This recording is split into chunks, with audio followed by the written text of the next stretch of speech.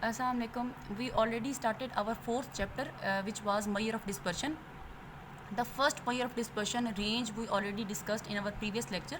Now we discuss our second measure of dispersion, which is mean deviation. It is defined as the mean of absolute deviations of observations from mean, median or mode. By absolute deviations we mean that we consider all the deviations are positive. It is denoted by m dot d and is calculated as m dot d या mean deviation is equal to sum of y minus m over n. और y minus M का क्या है, absolute. Absolute से मुराद ये है कि आपके पास जो भी वैल्यूज़ आएंगी अगर वो नेगेटिव में भी हैं तो आप उनको पॉजिटिव में लिखेंगे. और वेयर एम क्या है, एम इज़ मीन, मीडियन और मॉड. अब देखिए आपके पास फार्मूला है sum of y minus M over N. आपको ये क्वेश्चन में मैंने जो है वो मेंशन किया होगा कि आपने मीन डेविएशन किस चीज़ से निकालनी है. Mean deviation from mean, mean deviation from median और मीन डेविएशन फ्रॉम मॉड. तो आपने क्वेश्चन में सबसे पहले देखना है कि आपको मीन डेविएशन किस चीज़ से कंप्यूट करने के लिए कहा गया है. और आपको मीन, मीडियन, मॉड जो है वो ऑलरेडी मैं आपको थर्ड चैप्टर में पढ़ा चुकी हूँ. तो ये तीनों आपको कैलकुलेट करने आते हैं. अब देखें, अब आप सपोज करें कि आपको अनग्रुप डेटा से क्वेश्चन दिया जाता है. For ungroup data of the example 3.13 जो भी है ये आपके पास, मैं जो आपको ये चैप्टर करा रही हूँ, आपको आपके पास जो पंजाब टेक्स्ट बुक है फर्स्ट ईयर की, ये मैं उसमें से आपको करा रही हूँ. Find mean deviation. आपके पास देखें वाई आपका वैल्यूज़ दी हुई हैं अनग्रुप फॉर्म में 88, 94, 94, 95, 84 सोन. आपने अब सपोज़ कि अगर आपको कहा जाएगा कि आपने मीन डेविएशन निकालना है फ्रॉम मीन से, तो आप कैसे करेंगे. सबसे पहले जिससे आप मैयर से आपको कहा जाएगा आपने वो मैयर फाइंड करिए. देखिए अगर मैंने आपको कहा हुआ है कि मीन से फाइंड करें तो आप सबसे पहले इस डाटा का निकाल लेंगे मीन. अब देखिए इसका मीन कैसे निकालते हैं, आपको पता है मीन का फार्मूला क्या होता है, sum of Y over N. आप सबसे पहले सब वैल्यूज़ को प्लस करेंगे और एन पे डिवाइड कर देंगे. आपके पास मीन आ गया 91.416. अब आपके पास मीन डेविएशन का फार्मूला क्या है, sum of Y minus Y बार का एब्सोल्यूट ओवर एन. आप एक कॉलम बनाएंगे. सबसे पहले आप फर्स्ट कॉलम में आपके पास जो वाई की वैल्यूज़ होगी आप वो लिखते हैं. और सेकंड कॉलम में आप क्या करेंगे, हर वैल्यू को मतलब हर इंडिविजुअल वैल्यू को आप जो आपका मीन आया है उसमें से माइनस करेंगे. अब देखिए पहली वाई की वैल्यू ली वो थी 88.03 माइनस मीन की वैल्यू आपके पास क्या है 91.416. तो आप सारी वैल्यूज़ को बारी बारी जो है वो आप वाई बार जो कि 91.416 है उसमें से माइनस करेंगे और आप उसको एब्सोल्यूट ले लेंगे. एब्सोल्यूट से मुराद ये है कि ज़रूरी नहीं है कि कुछ वैल्यूज़ जो है वो आपकी नेगेटिव में भी आएंगी, तो आप उनको पॉजिटिव में करके आप एक कॉलम बना लेंगे. फिर आप इस कॉलम का ले लेंगे सम. अब देखिए इस कॉलम का सम लिया, सम ऑफ वाई माइनस वाई बार का एब्सोल्यूट. आपके पास आंसर आ गया 20.404. और आप इसको एन पे, एन आपके पास कितनी वैल्यूज़ थी 5, तो आप इसको 5 पे डिवाइड कर देंगे. आपके पास आंसर आ गया 4.0808 सेंटीमीटर.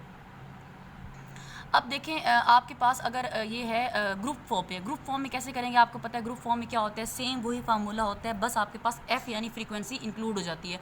तो एफ आपके पास वही जो फार्मूला था sum of F into Y minus Y bar over sum of F कर दिया आपने.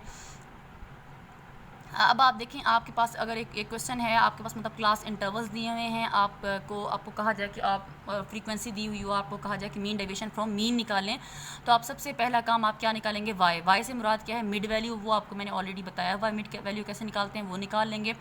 फिर आप जो है वो फोर्थ कॉलम जो है वाई माइनस वाई बार वो निकाल लेंगे. वो निकालने के बाद वो आपको कैसे करेंगे, सबसे पहले आपको पहले वाई बार निकालना पड़ेगा.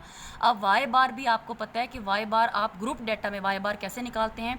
ग्रुप डाटा में Y bar means mean. Mean कैसे निकालते हैं, sum of F Y over sum of F जो कि ऊपर निकाला हुआ है 97.833. इस तरीके से आप वाई बार निकालेंगे. फिर आप वाई माइनस वाई बार करेंगे. फिर आप वाई माइनस वाई बार वाले कॉलम का एब्सोल्यूट लेके उसको एफ के साथ मल्टीप्लाई कर देंगे, तो आपके पास सम आ जाएगा 156.6670. आप इसको फार्मूले में प्लग इन करेंगे, sum of F into Y minus Y bar over sum of F, और आप सॉल्व करके आंसर निकाल देंगे 5.22. तो ये है मीन डेविएशन. अगर आपको मीन से कहा जाए तो ग्रुप में कैसे करेंगे और अनग्रुप में कैसे करेंगे, ये इस तरह से कर लेंगे. अब हम डिस्कस करते हैं कि अगर आपको कहा जाएगा कि mean deviation from median calculate करें, तो देखें आपका जहाँ पे सिंपल फार्मूला था sum of F minus M, तो एम में क्या होता है, मीन भी हो सकता है मीडियन भी हो सकता है. अब यहाँ पे है मीडियन. तो जो आपको ये मैंने अभी एग्जांपल ये सॉल्व कराई है, ये वाली वाई जो है 88, 94, 94, 95, 84 ये वाला.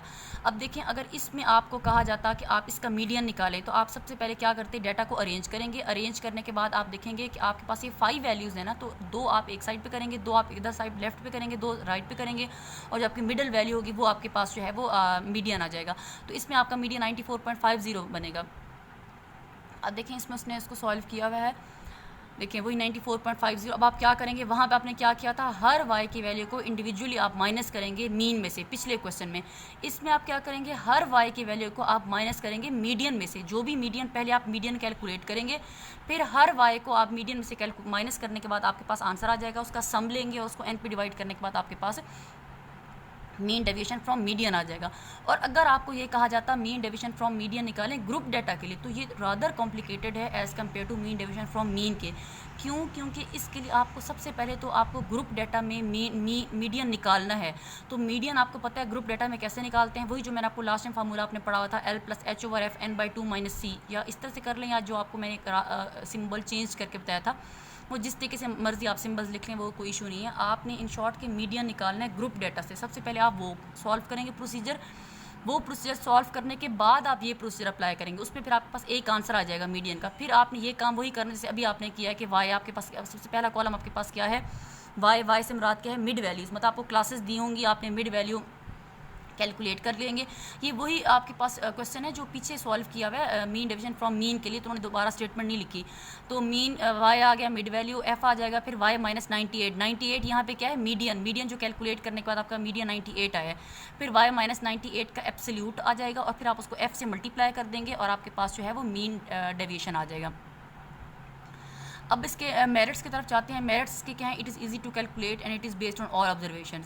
डी मेरिट्स के क्या हैं, it is affected by extreme values, it is not readily capable of mathematical development, it does not take into account the negative signs of the deviations from some average. मतलब कि इसमें आपके पास देखें absolute होता है ना, तो always ये पॉजिटिव साइंस को आप कंसीडर करते हैं, नेगेटिव साइंस को आप इग्नोर कर देते हैं, तो ये भी इसका क्या है, डी मेरिट है।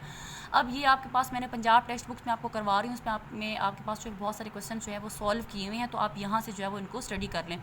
अब आपको मीन डेविएशन फ्रॉम मीडियन, और सेम यही प्रोसीजर आप मॉड के लिए भी करेंगे।